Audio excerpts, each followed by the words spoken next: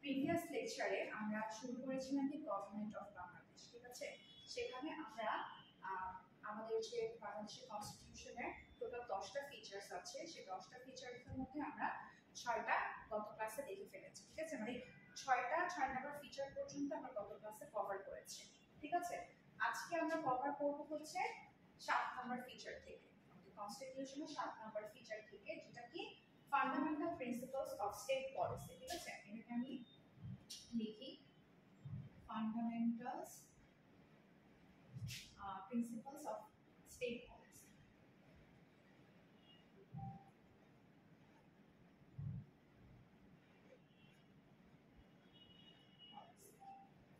ঠিক আছে,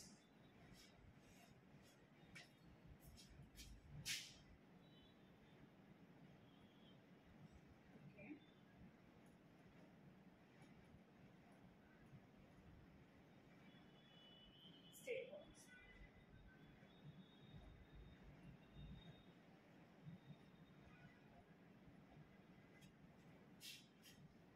আচ্ছা, সো এটার ফান্ডামেন্টাল প্রিন্সিপলগুলোর আন্ডারে কি কি আছে?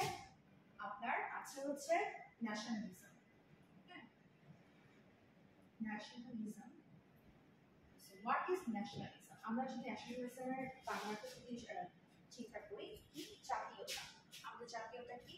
বাংলাদেশী। আমরা কি, আমাদের যদি জিজ্ঞাসা করা হয় হোয়াট ইজ ইউর ন্যাশনালিজম বা জাতীয়তা, আমরা কি বলি? বাংলাদেশী, তাই না? আচ্ছা, সো বেসিক্যালি ন্যাশনালিজম জিনিসটা কি? Nationalism জিনিসটা হচ্ছে an idea and movement that holds that the nation should be in agreement with the state. আচ্ছা, আমরা যে জাতি, ঠিক আছে, আমরা কি এই জাতির একটা পার্ট, তাই না? তো এখানে কি বলছে? that holds that the nation should be in agreement with the state.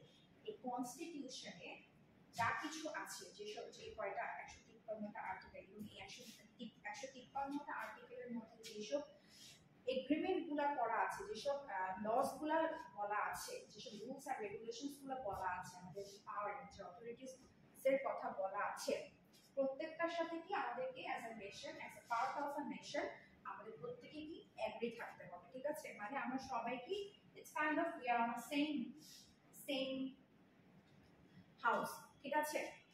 কেন? কারণ আমরা যদি এগ্রি না করি তাহলে কি সেখানে হচ্ছে কি আপনার ভায়োলেশন আসবে মানে পানিশমেন্ট। সো আমাদের সবাইকে কি as a part of a nation আমাদের কনস্টিটিউশনের যে যা কিছু বলা আছে সেগুলোর মধ্যেই থাকতে হবে। কারণ কি বলেন তো? কারণ হচ্ছে অলরেডি আমরা কি জেনে আসছি, এটা হচ্ছে সুপ্রিমেসি অফ দ্য কনস্টিটিউশন, মানে এটা কি সুপ্রিম, তাই না? এটার উপরে আসলে আর কিছু নেই। সো যা কিছু আমাদের যা অধিকার, যা রাইটস, যা পাওয়ার, যা অথরিটিস, সবকিছু এটার মধ্যে ডিসক্রাইব করা আছে, এটার উপরে আসলে এটার বাইরে আসলে কিছু নেই, ঠিক আছে। এর জন্য বলছে যে an idea and movement that holds that the nation should be in agreement with the state. তারপর কি বলছে? ডেমোক্রেসি। সো ডেমোক্রেসি কি? আমরা যদি এটার বাংলা ফর্মটা চিন্তা করি, ডেমোক্রেসি হচ্ছে গণতন্ত্র, তাই না? মানে সবকিছু জনগণের অধিকার।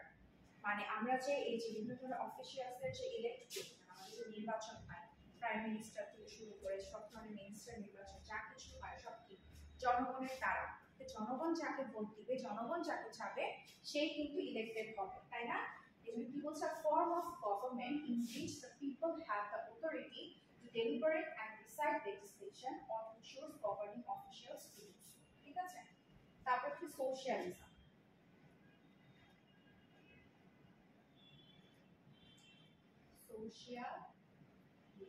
ঠিক আছে। সোশ্যালিজম কি? It's an economic and political system where workers own the general means of production.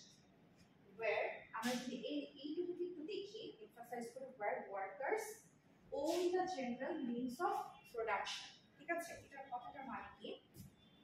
একজন ওয়ার্কার সে তো প্রতি মাসে স্যালারি পাচ্ছে, তাই না? তার যে পোস্ট, তার পোস্ট এবং তার কাজ অনুযায়ী সে পার মান্থ একটা স্যালারি পাচ্ছে।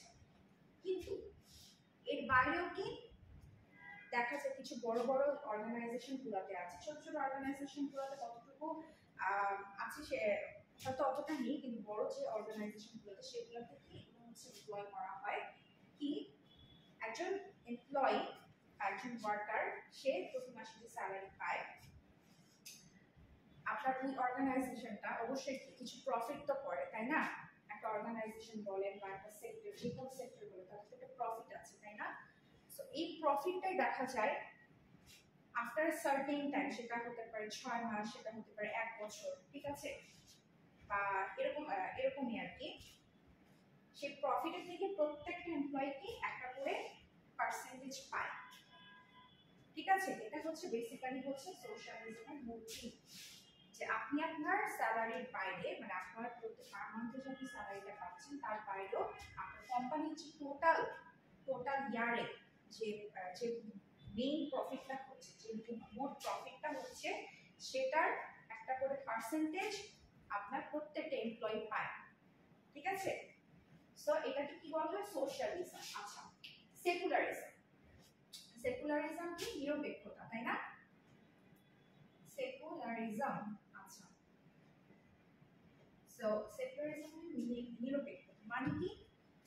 আপনার এই যে কনস্টিটিউশনে যতগুলো রুলস আছে, হ্যাঁ, যে কয়টা আর্টিকেল সম্পর্কে আমরা জানি, যে কয়টা রুলস আছে, প্রত্যেকটা কি সবকিছু নিরপেক্ষ, মানে কোনো জাত ধর্ম বাইরে গিয়ে, জাত ধর্মের নিরপেক্ষ থেকে আপনার হচ্ছে এই কনস্টিটিউশনের প্রত্যেকটা ল মেক করা, ঠিক আছে? এই জন্য কি বলছে? Secularism is the principle of seeking to conduct human affairs based on secular naturalistic consideration. যেটা লজিক্যাল, যেটা ন্যাচারাল, তারা সেই লটাই সেখানে কি সেই লটাই সেখানে বলা আছে, ঠিক আছে? এখানে আপনারা দেখবেন না যে আপনার কি প্রবলেম হচ্ছে, আপনার প্রবলেমের বেসিসে, মানে আপনার প্রবলেম হচ্ছে আর 10 জনের প্রবলেম হচ্ছে না, হ্যাঁ, তাহলে একজনের জন্য বাকি 10 জনের তো হচ্ছে না, তার মানে আপনিও হয়তো সেই প্রবলেমটাকে কি কোনো না কোনোভাবে ওভারকাম করতে পারেন। এখন আপনার প্রবলেমের জন্য পুরো একটা লকে চেঞ্জ করা যাবে না, ঠিক আছে? কোনো একটা লকে চেঞ্জ, কারণ আপনার একার প্রবলেম হচ্ছে, বাকি 20 জনের হয়তো প্রবলেম হচ্ছে না, সো আপনি হয়তো প্রবলেমটাকে আস্তে আস্তে ধীরে ধীরে কাটিয়ে উঠতে পারবেন। দ্যাটস ওয়াই সবকিছু নিরপেক্ষ থেকে, যেটা লজিক্যাল, ঠিক আছে? যদি 20 জনেরটা লজিক্যাল হয় তাহলে ওটাই বাস্তবায়ন হবে, আর ওই একজনেরটা যদি লজিক্যাল হয় তাহলে সেটাই বাস্তবায়ন হবে। মেইন কথা হচ্ছে যেটা হচ্ছে লজিক্যাল, যেটা হচ্ছে ন্যাচারাল, যেটা হওয়া উচিত, ঠিক আছে, সেটাই কি হয়, সেই প্রিন্সিপাল গুলাই হচ্ছে কনস্টিটিউশনে বাস্তবায়ন করা হয়, ঠিক আছে? আচ্ছা, সো এটা খুব ভালোভাবে দেখবেন, প্রত্যেকটা ফিচারই ভালো করে দেখবেন, ঠিক আছে?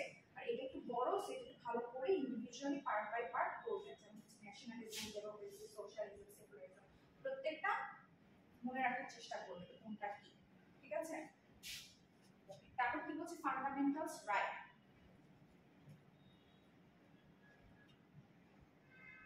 আচ্ছা, ফান্ডামেন্টালস রাইট কি? আমরা অ্যাজ এ জেনারেল পিপল, তাই না, আমাদেরও তো রাইটস আছে, আমাদেরও তো অথরিটির কথা বলা আছে কনস্টিটিউশনে, তাই না? টোটাল 18টা আর্টিকেল আছে কাদের জন্য? জেনারেল পিপলদের জন্য, জেনারেল পিপলের অথরিটি পাওয়ারের জন্য, ঠিক আছে? 18টা, ঠিক আছে? সো এটা কি বলছে? Part 3 of the constitution. Part 3 কেন বলছে? যে কনস্টিটিউশনটা আছে, প্রত্যেকটা সেক্টরের জন্য তো আলাদা আলাদা সেকশন আছে, যেমন ধরেন রিপাবলিকের জন্য আছে, তারপর হচ্ছে ফান্ডামেন্টাল রাইটস, এটার জন্য আছে, তারপর হচ্ছে প্রেসিডেন্ট, মিনিস্টার, প্রত্যেকের আলাদা আলাদা পার্ট আছে, হ্যাঁ। তো যেমন দ্য রিপাবলিক, ঠিক আছে, রিপাবলিকটা হচ্ছে পার্ট 1 এ আছে, আফটার প্রিয়াম্বল।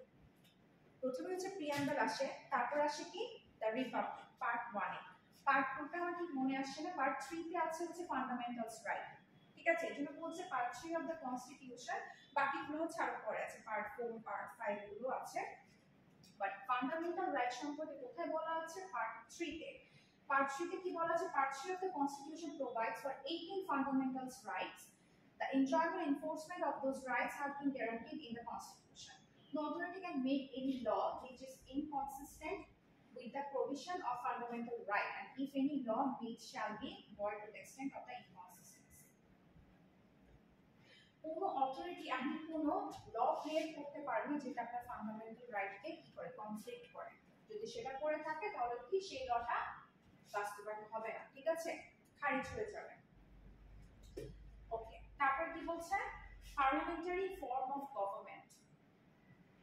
আচ্ছা, পার্লামেন্টারি ফর্ম কি, আমাদের দেশের মানে আমাদের কান্ট্রির যে পার্লামেন্ট সিস্টেমটা এটা কি ওয়েস্টমিনিস্টার টাইপের, ঠিক আছে।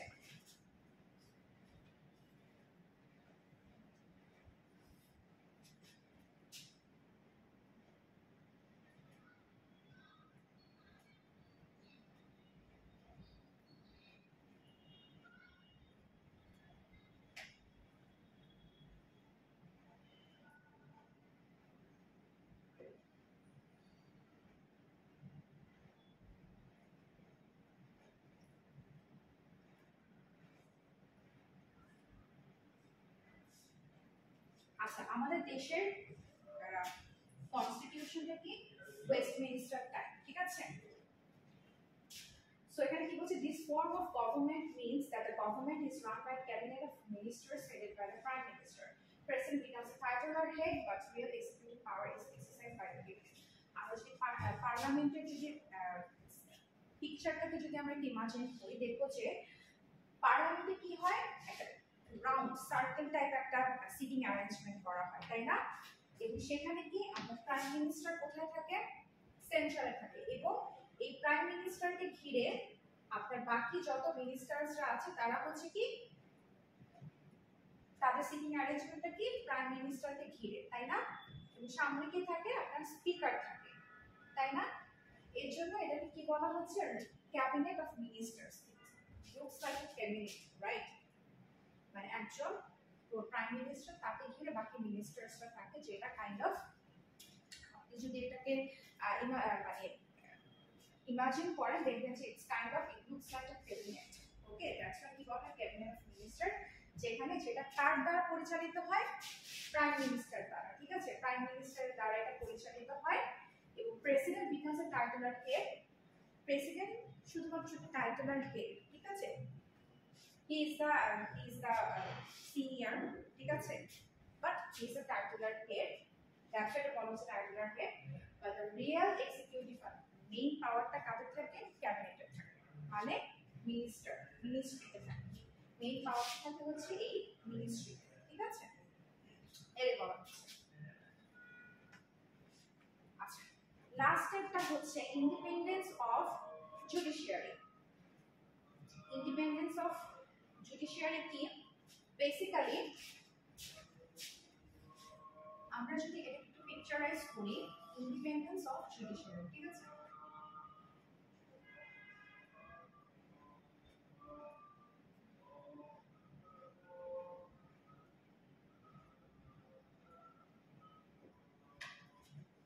ইন্ডিপেন্ডেন্স অফ জুডিশিয়াল জিনিসটা হচ্ছে এখানে প্রেসিডেন্ট তো সবার উপরে, তাই না, প্রেসিডেন্টের উপর কোনো আইনগত কোনো কিছু প্রদান হয় না।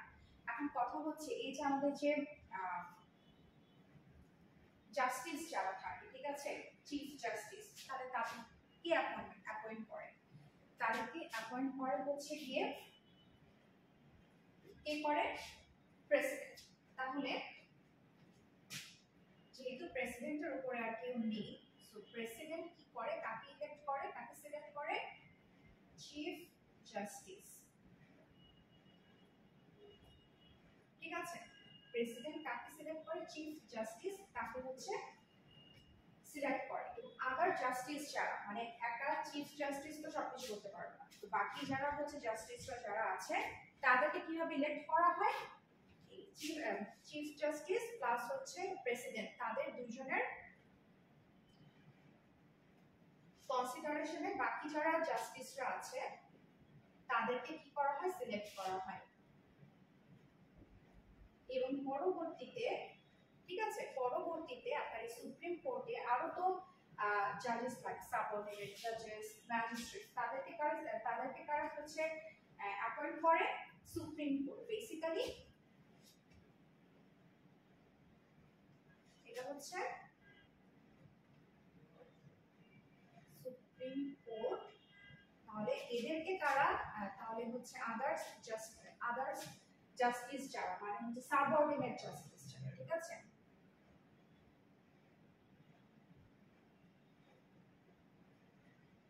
Justice plus magistrate.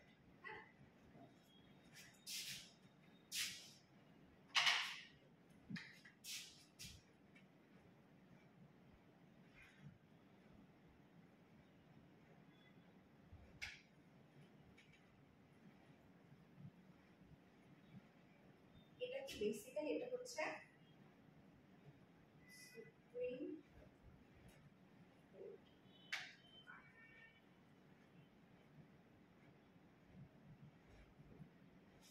বেসিক্যালি কি যেটা প্রেসিডেন্ট হচ্ছে সবার হেড, কান্ট্রির হেড হচ্ছে প্রেসিডেন্ট।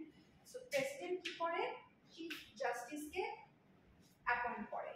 এবার চিফ জাস্টিসের পাশাপাশি আদার যারা জাস্টিস আছে তাদেরকে কারা সিলেক্ট করে, চিফ জাস্টিস এবং হচ্ছে প্রেসিডেন্ট দুজনের কনসিডারেশনে বাকি যারা জাস্টিসরা আছে তারা হচ্ছে ইলেক্টেড। ঠিক আছে, এখন পাশাপাশি আরো তো কিছু কোর্টস থাকে তাই না, বিভিন্ন জেলায় জেলায় ডিভিশনের কোর্টস থাকে, তাহলে সেখানকার সাবঅর্ডিনেট জাস্টিস ম্যাজিস্ট্রেট তাদেরকে কারা কারা ইলেক্ট করে, এই যে আপনার প্রেসিডেন্ট, চিফ জাস্টিস, আদার জাস্টিস সবকিছু মিলে কি হলো সুপ্রিম কোর্ট হলো তাই না। এই সুপ্রিম কোর্ট বেসিক্যালি এই সাবঅর্ডিনেট জাস্টিস এবং ম্যাজিস্ট্রেটদেরকে কি করে, অ্যাপয়েন্ট করে। ঠিক আছে, আচ্ছা, সো এখানে কি বলছে দেখেন, firstly provision was made that the chief justice would be appointed by the president and other justice of the supreme court appointed after consultation with the chief justice. Appointment of subordinate judges and magistrates was also to be exercised with consultation of the supreme court. Secondly, আচ্ছা second point কি বলছে, a judge could not be removed from his office except by an order of the president who passed a resolution of parliament supported by 2/3 members of the parliament. আচ্ছা, এখন কথা হচ্ছে আপনি চাইলে কি একজন জাস্টিসকে আপনি রিমুভ করতে পারেন না, কারণ তারা তো অলরেডি অ্যাপয়েন্টেড হয়ে এসেছে। আপনি চাইলেই তাদেরকে মানে হায়ার অথরিটি থেকে অ্যাপয়েন্টেড হয়ে এসেছে, তো আপনি তো চাইলেই তাদেরকে যে কোনো সময় রিমুভ করতে পারেন না। সেক্ষেত্রে কি আপনার প্রেসিডেন্ট যদি অর্ডার দেয় তাহলে সেই অর্ডারটা কার কাছে পাস হয়, পার্লামেন্টের কাছে পাস হয়। ঠিক আছে, যদি কোনো এটা হচ্ছে ফার্স্ট। ঠিক আছে, সেকেন্ডটা কি, যে যদি কোনো জাস্টিসকে রিমুভ করা লাগে তাহলে সেই ক্ষেত্রে যদি আপনার প্রেসিডেন্ট যদি কোনো এটা পাস করে, এই অর্ডারটা পাস করে কার কাছে, পার্লামেন্টের কাছে। ঠিক আছে, পার্লামেন্টের ঠিক একই রকম ভাবে 2/3 পার্লামেন্টের মেম্বার যদি এটাতে রায় দেয় যে না এই জাস্টিসকে রিমুভ করা হোক তাহলে তাকে রিমুভ করা হবে, আর যদি সেই রায় যদি এটা সাপোর্টে না আসে তাহলে তাকে রিমুভ করা হবে না। That's the main point. ঠিক আছে, তো এখানে দুইটা পয়েন্ট আছে, first point firstly and secondly. ঠিক আছে, ফার্স্টলি সেকেন্ডলি এই দুইটা পয়েন্ট অবশ্যই ভালো করে পড়বেন এই ইন্ডিপেন্ডেন্স অফ জুডিশিয়ারি থেকে। ঠিক আছে,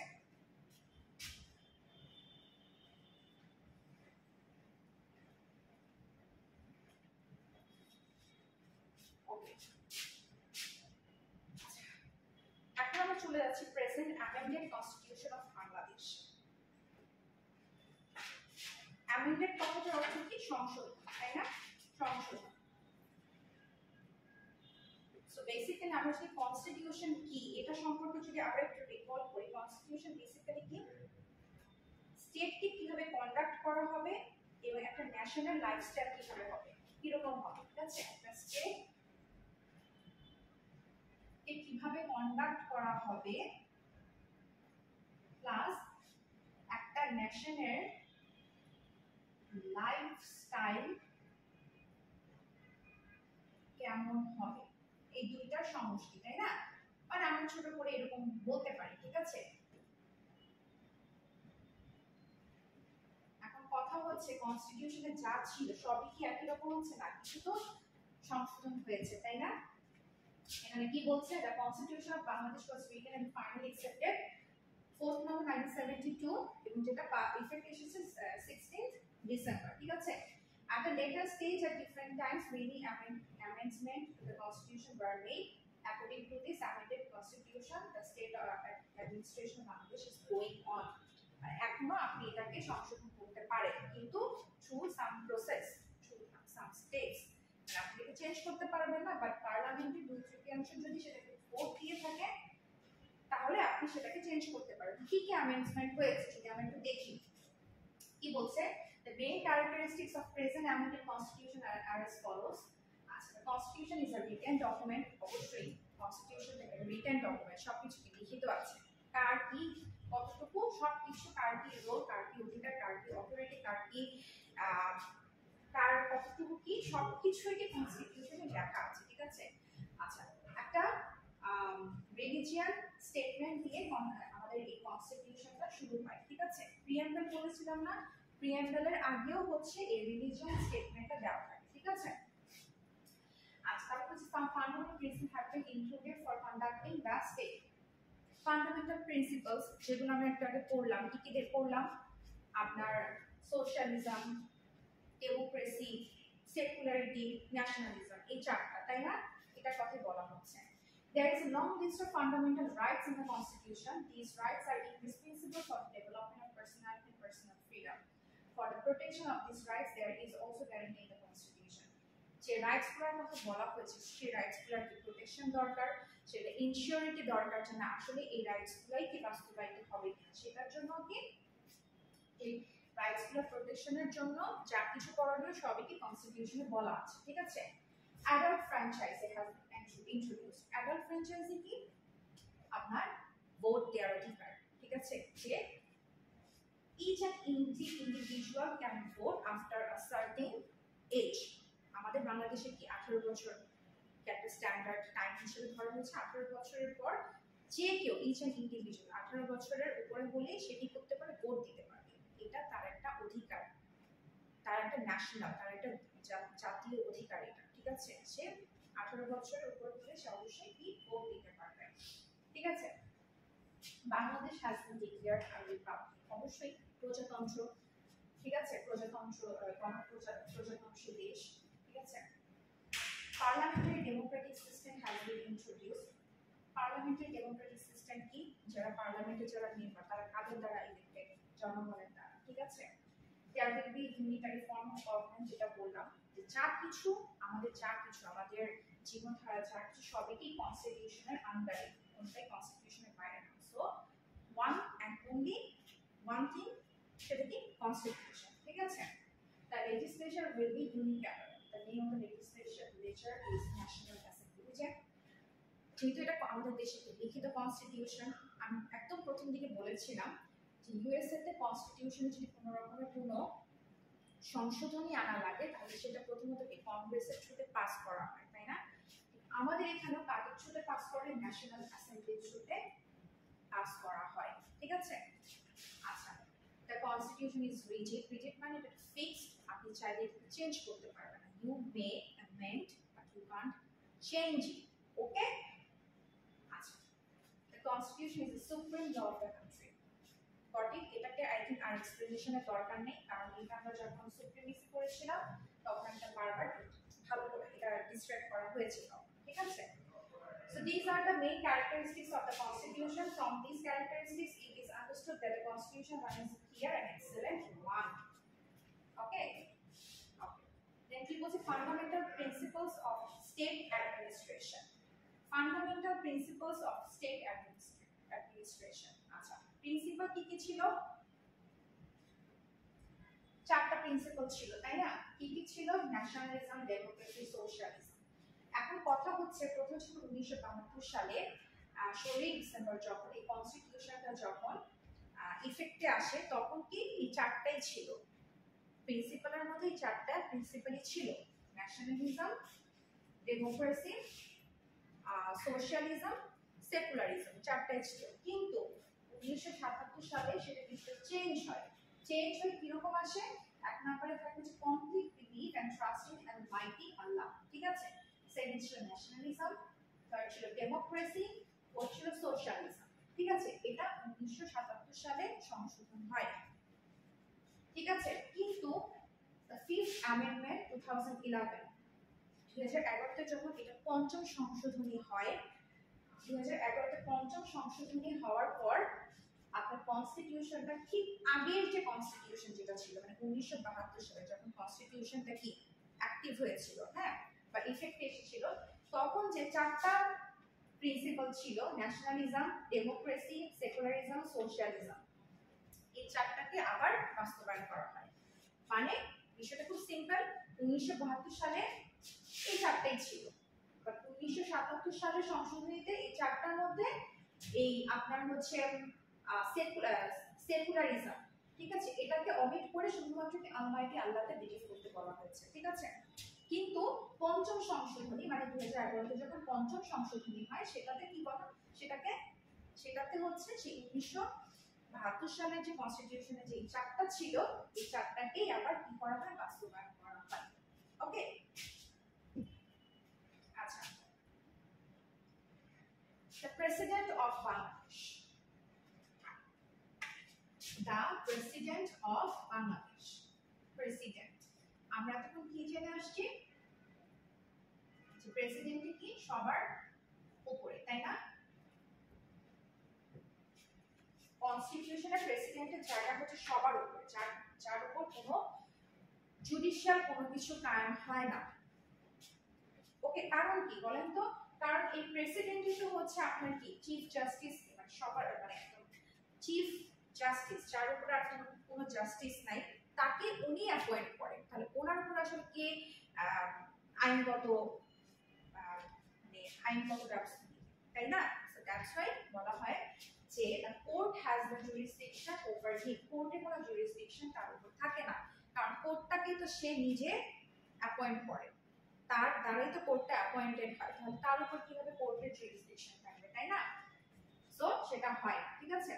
সো ফার্স্ট লাইন কি বলছে, the head of the state of Bangladesh is the president, he is formal or titular head, he is elected for a term 5 years, একজন প্রেসিডেন্ট, বাংলাদেশের একজন প্রেসিডেন্ট, প্রেসিডেন্টের সময়কাল হচ্ছে 5 বছর এবং সে তার জীবনকালে দুইবারই প্রেসিডেন্ট হিসেবে থাকতে পারবে, মানে হচ্ছে 5 বছর 5 বছর 10 বছর।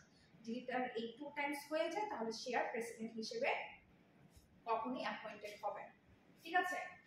এখন কথা হচ্ছে যে national assembly can remove him from power by impeachment. আচ্ছা, এখন কথা হচ্ছে যেটা বললাম যে যদি এখন এমন হয় যেহেতু কোর্টের কোনো জুরিসডিকশন তার উপর নেই, তাহলে এখন তাকে যদি সাপোজ কোনো রকমের কোনো কেউ যদি তাকে ইয়া করে যে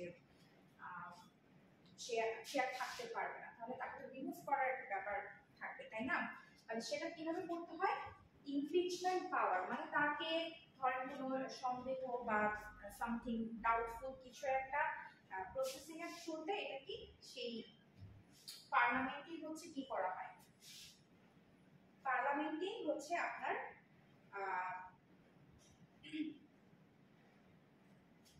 পার্লামেন্টের থ্রুতে তাকে হচ্ছে রিমুভ করা যেতে পারে, ঠিক আছে। আচ্ছা, এখানে একজন প্রেসিডেন্ট হওয়ার ক্ষেত্রে কিছু রুলস এন্ড রেগুলেশনস আছে, মানে কেউ তো চাইলেই প্রেসিডেন্ট হতে পারে না, তাই না? অবশ্যই সেখানে কিছু প্যারামিটার আছে। প্যারামিটারগুলো কি কি, যে অবশ্যই তার এজ 35 এর নিচে হবে না, তাকে 35 বছর অথবা তার ঊর্ধ্বে হতে হবে, ঠিক আছে। সে যদি প্রিভিয়াসলি সে হয়তো প্রেসিডেন্ট ছিল কিন্তু সেই সময় তার কোনো কাইন্ড অফ নেগেটিভ কোনো ব্যাপার ছিল, নেগেটিভ কোনো ভিশন ছিল, ঠিক আছে, মানে কোনো স্ক্যান্ডালাস কিছু ছিল, সেই পারসন কখনো আপনার প্রেসিডেন্ট হতে পারবে না, ঠিক আছে। So he or she needs to be clean and clear, okay. So এখানে কি বলছে, he must be such as was never removed from the post of the president earlier, okay. The power and আচ্ছা, এখানে প্রেসিডেন্টের পাওয়ারটা আবার 6টা ডিভিশনে বিভক্ত, ঠিক আছে, 6টা ডিভিশনে বিভক্ত প্রেসিডেন্টের পাওয়ার। কি কি, এক্সিকিউটিভ ফাংশন, এক্সিকিউটিভ ফাংশন কি কি, এক্সিকিউটিভ ফাংশনের মধ্যে আছে minister, attorney general, chief justice of Supreme Court, ambassador, chief of the armed forces and others, মানে এই যা কিছু এটাকে বলা হয় এক্সিকিউটিভ ফাংশন, এক্সিকিউটিভ, হ্যাঁ, এদেরকে প্রত্যেককে বলা এক্সিকিউটিভ। এবং এদেরকে কারা অ্যাপয়েন্ট করে, এদেরকে অ্যাপয়েন্ট করা হয় করে হচ্ছে প্রেসিডেন্ট, কার অ্যাডভাইসিং এ, প্রাইম মিনিস্টারের অ্যাডভাইসিং এ, এই যে according to the advice of the prime minister, ঠিক আছে। প্রেসিডেন্ট তাদেরকে এই প্রত্যেককে অ্যাপয়েন্ট করে কার অ্যাডভাইজিং এর থ্রুতে, প্রাইম মিনিস্টারের অ্যাডভাইজিং এর থ্রুতে। ঠিক আছে, এইসব এক্সিকিউটিভদেরকে প্রেসিডেন্ট প্রাইম মিনিস্টারের অ্যাডভাইজিং এর থ্রুতে ইলেক্ট করে বা অ্যাপয়েন্ট করে। ঠিক আছে, তারপর কি আসছে লেজিসলেটিভ ফাংশন। আচ্ছা, লেজিসলেটিভ ফাংশনের মধ্যে কি আছে যে আপনার প্রেসিডেন্ট কি করতে পারে, একটা অ্যাসেম্বলি সেশন সে সামন করতে পারে, একটা অ্যাসেম্বলি সেশনে সে ডাক দিতে পারে। ঠিক আছে, সামন। তারপরে কি করতে পারে, সে হচ্ছে সেটাকে সাসপেন্ডও করতে পারে অথবা ডিসলভ করতে পারে।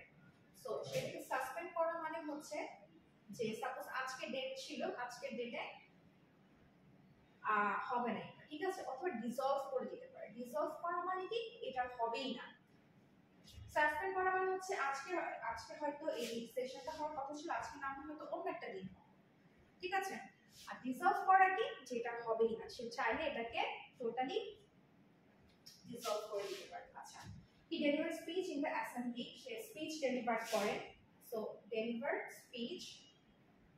ঠিক আছে, আবার কি করতে পারে, দ্য বিলস, যত ধরনের বিলস আছে সবকিছু কি তার কনসেন্টের দ্বারা কি হয়, অ্যাকসেপ্টেড হয়।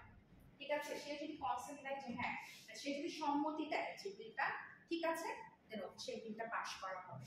ঠিক আছে, যত ধরনের আপনার বিলস পাস হয় সব কি তার কনসেন্টে দ্বারা, তার সম্মতি দ্বারা। ঠিক একই কথা এখানে বলছে ফাইন্যান্সিয়াল ফাংশনের মধ্যে। The recommendation of the president is necessary for any financial bill or claim or grant to submit to the assembly.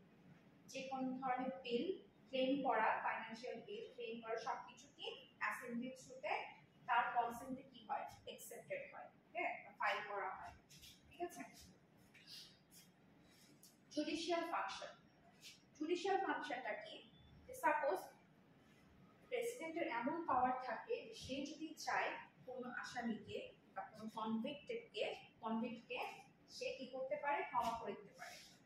হয়তো তার এত বছরের জেল আছে সেটাকে সে টোটালি কি মওকুফ করে দিতে পারে, তাকে জেল থেকে বের করে নিয়ে আসতে পারে। ঠিক আছে, মানে তাকে তার যে সাজাটা ছিল সেটাকে টোটালি মাফ করে দিতে পারে। হ্যাঁ, আবার এরকমও হতে পারে যে কারো সাজা সে কমিয়েও দিতে পারে। সাপোজ কেউ হয়তো কোনো কনভিক্ট, হয়তো তখন আসামি হয়তো জেলে থাকা অবস্থায় অনেক ভালো কাজ করেছে, অনেক ভালো কিছু অ্যাপ্রোচ দেখিয়েছে, যার কারণে কি সেসব কিছু বিচার বিবেচনা করে সে চাইলে তার শাস্তিটা কমিয়েও আনতে পারে।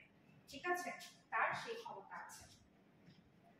তো দুইটা, একটা হচ্ছে সে কাউকে সরাসরি ক্ষমা করে দিতে পারে, মানে তার সাজাটাকে সে মওকুফ করে দিতে পারে টোটালি। আরেকটা হচ্ছে সে কারো পানিশমেন্টকে, কারো সাজাকে সে সাজার যে সময়টা, ডিউরেশন, সাপোজ সেটা 10 বছর, সেটাকে হয়তো 5 বছরে নিয়ে আসলো বা 6 বছর করে দিল, মানে কমিয়ে আনতে পারে দিন। ঠিক আছে, ইমার্জেন্সি ফাংশন। অনেক সময় হয় না যে কোনো ইমার্জেন্সি স্টেপ নেওয়ার প্রয়োজন পড়ে। ঠিক আছে, সেটা ইকোনমিক্যালি হতে পারে, সেটা কান্ট্রির যে কোনো সেক্টরে, হ্যাঁ, ইমার্জেন্সি যদি কোনো ডিসিশন না থাকে সেটা প্রেসিডেন্ট নিতে পারে। ঠিক আছে, আচ্ছা, ফর কিসের জন্য, সিকিউরিটি পারপাস। সাপোজ হচ্ছে আপনার ইকোনমি হচ্ছে কোনোভাবে ডিসরাপ্টেড হলো, বা কান্ট্রি হচ্ছে কোনো কারণে কোনোভাবে ইনডেঞ্জার অথবা বিপদের সম্মুখীন হয়েছে, সেক্ষেত্রে একটা থাকে না যে একটা ইনস্ট্যান্ট একটা ডিসিশন দেওয়া, সেটা প্রেসিডেন্ট কি করতে পারে, দিতে পারে। ঠিক আছে, মিসেলেনিয়াস ফাংশনস। মিসেলেনিয়াস ফাংশন কি, এই যারা হচ্ছে মিনিস্টার্সরা যখন ইলেক্টেড হয় তাদেরকে শপথ গ্রহণ করতে হয়, তাই না? এই শপথ গ্রহণের কাজটা কে করে, প্রেসিডেন্ট করে। ঠিক আছে, the president administers the oath of the ministers and the judges. ঠিক আছে, যে জাজদেরকে সে অ্যাপয়েন্ট করে, যে মিনিস্টার্সরা হচ্ছে অ্যাপয়েন্টেড হয়, তাদেরকে শপথ গ্রহণ কে করায়, প্রেসিডেন্ট করায়। ঠিক আছে, তারপর ধরেন যে কোনো ধরনের ধরেন খুব যেমন মুক্তিযোদ্ধাদের টাইটেল কে দিয়ে থাকে, প্রেসিডেন্ট দিয়ে থাকে। ঠিক আছে, যে কোনো ধরনের সম্মানজনক, মানে অনেক হাইয়েস্ট রেসপেক্টফুল কোনো অ্যাওয়ার্ড যদি থাকে সেটা কে দিয়ে থাকে, প্রেসিডেন্ট দিয়ে থাকে। ঠিক আছে, এর পাশাপাশি কি প্রেসিডেন্টের কাজ হচ্ছে বহির্বিশ্বের সাথে বা বাইরের কান্ট্রিদের সাথে কি করে, বহির্বিশ্বের সাথে শান্তিও বজায় রাখা, পাশাপাশি তাদের সাথে যে কোনো ধরনের কমিউনিকেশন, নেটওয়ার্কিং যেটাকে বলে, ঠিক আছে, সেটাকেও মেইনটেইন করার কাজ কে করে, So he maintains communication with other states of the world. So as a constitutional head, the president is placed at the topmost position in the state, as it is stated. আচ্ছা, Prime Minister of Bangladesh. আচ্ছা, so Prime Minister কি বলছেন যে parliamentary democracy was re-established in Bangladesh through the 12th amendment of the constitution. 12তম সংশোধনীতে আপনার parliamentary democracy, democracy মানে কি, গণতন্ত্র, মানে জনগণের ভোটে যে নির্বাচিত হবে সেই প্রাইম মিনিস্টার হবে। এটা কততম সংশোধনীতে? 12তম সংশোধনীতে এটা করা হয়েছে। কি করা হয়েছে? যে ইলেকশনটা হতে হবে কি ডেমোক্রেটিক, আমাদের কান্ট্রিটা কি ডেমোক্রেটিক কান্ট্রি, ঠিক আছে? তো জনগণের ভোটের অনুযায়ী যে নির্বাচিত হবে সেই হচ্ছে প্রাইম মিনিস্টার হবে, ঠিক আছে? আর তারপর কি বলছে যে in this system all the executive powers are in the hand of the prime minister, ঠিক আছে? সো প্রত্যেকটা যতটুকু এক্সিকিউটিভ পাওয়ার আছে সব কি প্রাইম মিনিস্টারের উপর ন্যস্ত থাকবে, ঠিক আছে?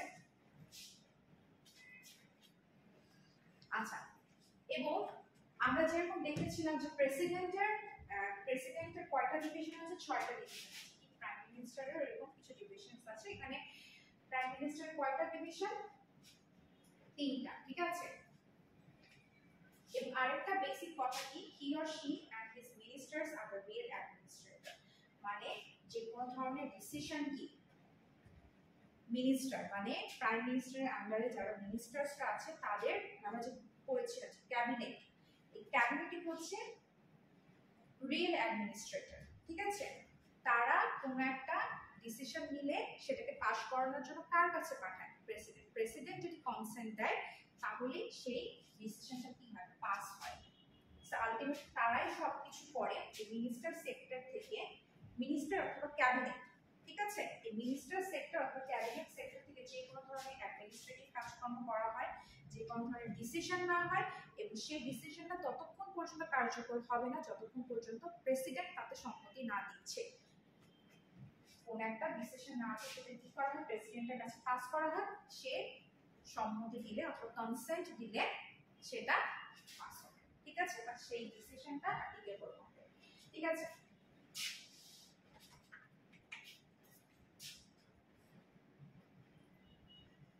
So the prime minister, okay? আচ্ছা, so যে তিনটা পাওয়ারের কথা বললাম বা যে তিনটা ডিভিশনের কথা বললাম কি কি আছে? এক্সিকিউটিভ পাওয়ার।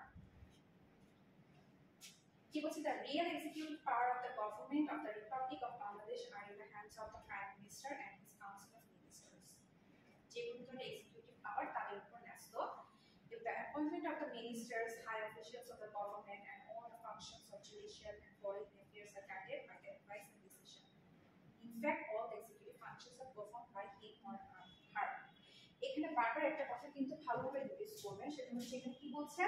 অ্যাডভাইস, মানে প্রাইম মিনিস্টার বা তার আন্ডারে যারা মিনিস্টার্স আছে তাদের কি অ্যাডভাইসের থ্রুতে, তারা তো মেইন এক্সিকিউটিভ, তাই না? তারা সবকিছু এক্সিকিউশন করে, কিন্তু এক্সিকিউশনের পরে কি এটা পাস কার কাছে, এটা কতক্ষণ পর্যন্ত, এটা বাস্তবায়ন কখন হবে? যখন প্রেসিডেন্ট এটাতে কনসেন্ট দিবে, সম্মতি দিবে যে হ্যাঁ তুমি এটাকে পাস করো, ঠিক আছে? এর জন্য তারা সব কাজ করবে, কিন্তু যতক্ষণ পর্যন্ত না প্রেসিডেন্ট হচ্ছে এটাতে সম্মতি দিচ্ছে ততক্ষণ পর্যন্ত সেই আইনটা পাস হচ্ছে না। এই জন্য বলা হয় যে অ্যাডভাইস, আর তারা যে কাজগুলো করে সেগুলো কি একটা অ্যাডভাইজারি ওয়ার্ক হিসেবে প্রেসিডেন্টের কাছে পাঠানো হয় যে হ্যাঁ আপনি কাজগুলো করতে পারেন। আমি অ্যাডভাইস দিই মানুষকে যে হ্যাঁ তুমি তাহলে কাজটাকে এইভাবে করতে পারো, আচ্ছা এইভাবে হচ্ছে তুমি এইভাবে করতে পারো, তাই না? অ্যাডভাইস দিই না, তারপর সে তার কাছে যদি মনে হয় যাকে আমি অ্যাডভাইসটা দিচ্ছি যে হ্যাঁ তুমি কাজটা এভাবে হচ্ছে না, তাহলে তুমি কাজটাকে অন্যভাবে করতে পারো, একটা ওয়ে আমি দেখিয়ে দিলাম, ঠিক আছে? এখন আমি যাকে অ্যাডভাইসটা দিচ্ছি তার কাছে যদি মনে হয় যে না সে যেটা বলছে ওকে আমি সেভাবেই করবো, তাহলে সেটা গ্র্যান্টেড, তাহলে ওকে, তাহলে সে অ্যাডভাইসটা কার্যকর হবে। আর যদি এরকম হয় যে আমি তাকে যে অ্যাডভাইসটা দিলাম সেটা তার কাছে মনোভূত হলো না, তার কাছে মনে হলো না যে না এটা আর করাটা উচিত, তাহলে সেটা হবে না। ঠিক সেম কাজে যে তারা যে এক্সিকিউটিভ ওয়ার্কগুলো করে সেগুলো কি অ্যাডভাইস হিসেবে কার কাছে যায়, প্রেসিডেন্টের কাছে যায়। প্রেসিডেন্টের যদি মনে হয় যে না দিস আর পারফেক্ট, দেন তারা এটাকে পাস করবে, সেক্ষেত্রে কনসেন্ট জানাবে, পাস হবে। আর যদি তার কাছে প্রেসিডেন্টের কাছে যদি না মনে হয় না তাদের এক্সিকিউটিভ যে টিমটা মিনিস্ট্রি যেটা তাদের অ্যাডভাইসটা হচ্ছে মানে ঠিকঠাক হয়নি, তাহলে সেক্ষেত্রে কনসেন্ট দিবে না, না দিলে হচ্ছে সেই কাজটা বাস্তবায়ন হবে না। ঠিক আছে, এটাই legislative power। বেসিক্যালি কি তার লিডারশিপে কিন্তু সব ধরনের লস গুলাকে মানে সব ধরনের আইনগুলোকে প্রণয়ন করা হয়। হ্যাঁ, তার প্রাইম মিনিস্টার এবং তার মিনিস্ট্রির আন্ডারে আপনার লস গুলোকে বাস্তবায়ন করা হয়। ঠিক একইভাবে কি বলেছে, under his or her leadership the parliament creates laws of the country, the activities of the assembly are guided centering round the prime minister. Basically তাদের ক্রিয়েট করা লতে কিন্তু একটা কান্ট্রি চলে, কিন্তু পাশাপাশি অবশ্যই প্রেসিডেন্টের সম্মতি লাগবে। ঠিক আছে, এবং সেকেন্ড লাইন যেটা বলছে the assembly are guided centering round the prime minister, যে আপনার পার্লামেন্টের কথা যেটা আগে বলা হয়েছে সেখানে মাঝখানে কি থাকবে, মাঝখানে প্রাইম মিনিস্টার থাকবে, তাকে ঘিরে সব মিনিস্টার্সরা থাকবে। ঠিক আছে, সো অ্যাক্টিভিটিস গুলো এভাবেই হয়। ঠিক আছে, ফাইন্যান্সিয়াল ফাংশন ঠিক একইভাবে প্রেসিডেন্ট আমরা যেরকম দেখেছিলাম, ফাইন্যান্সিয়াল ফাংশন কি এখানেও সেম কথা বলছে, অ্যাডভাইস। Y advice? কারণ যাই কিছু হোক না কেন তারা শুধু কি অ্যাজ আ অ্যাডভাইজারি টিম হিসেবে থাকবে। প্রাইম মিনিস্টারের যে যে ক্যাবিনেটটা বা টিমটা সেটাকে অ্যাডভাইজারি টিম, সেটা ততক্ষণ পর্যন্ত বাস্তবায়ন হবে না। সাপোজ কোন একটা বিল, ঠিক আছে, কোন একটা বিল বা কোন একটা budget of income or expenditure, সেটা ততক্ষণ পর্যন্ত ভেরিফাইড হবে না যতক্ষণ পর্যন্ত প্রেসিডেন্ট এটাকে ভেরিফাই না করছে। যদি প্রেসিডেন্ট ভেরিফাই করে, প্রেসিডেন্ট যদি কনসার্ন দেয় ইটস ওকে, তাহলে সেই বিলটা পাস করা হবে। অথবা কোনো বাজেটে কতটুকু ইনকাম এসেছে, কতটুকু এক্সপেন্ডিচার হয়েছে সেটা তো কি বছর শেষে দেখা হয়, তাই না? যদি এটা প্রেসিডেন্ট সম্মতি দেয় না it's perfect, okay then perfect, if it's not perfect then not perfect. ঠিক আছে, এর বিষয়টা হচ্ছে এরকম আর কি। সো বেসিক্যালি এখানেও কি অ্যাডভাইস, তার আলটিমেটলি সব ধরনের ডিসিশন কার দ্বারা ফিক্স হয়, প্রেসিডেন্টের দ্বারা। সো তারা কি মানে প্রাইম মিনিস্টার এবং তার মিনিস্ট্রি টিমটা কি একটা অ্যাডভাইজারি টিম। এক্সিকিউটিভ পার্ট অবশ্যই, কারণ তারা সবকিছুকে এক্সিকিউশন করে, বাট একটা অ্যাডভাইজারি টিম হিসেবে তারা কাজ করে। ঠিক আছে, সো এইটুকু পর্যন্তই আমাদের গভর্নমেন্ট অফ বাংলাদেশ, এইটুকু পর্যন্তই আমরা শেষ করছি, মানে গভর্নমেন্ট অফ বাংলাদেশ শেষ, চ্যাপ্টারটা শেষ। তো আশা করি আপনারা বুঝতে পেরেছেন। ঠিক আছে, যদি কোনো প্রবলেম থাকে তাহলে ফার্দার আমাকে নেক্সট